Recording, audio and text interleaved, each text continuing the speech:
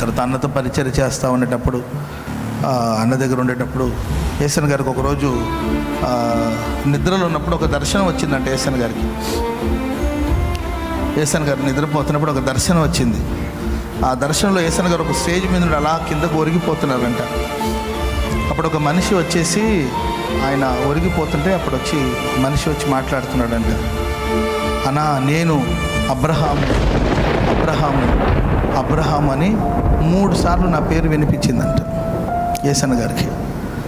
ఆ తెల్లవారేసరికి నేను అన్నను కలవడానికి వస్తాను. రే రాత్రి ఏంటోరా నేను పడిపోతూ ఉన్నాను, నా పని అయిపోయింది, నేను పడిపోతూ ఉన్నాను.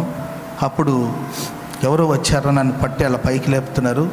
3 సార్లు నీ పేరు నాకు వినిపించింది, అబ్రహాము అన్న. నేను అబ్రహాము అబ్రహాము అబ్రహాం అని 3 సార్లు నీ పేరు వినిపించిందిరా, నాకేం అర్థం కాలేదు అని అన్న. అంటే నేనేమనుకున్నాను, సరే ఏసన్ గారు ఇంకా ఎప్పుడు నేనే కదా అన్నకు అందుబాటులో ఉన్నాను కాబట్టి నా పేరు వినిపించుంటుందిలే అని నేను దాన్ని సింపుల్గానే తీసుకున్నానండి.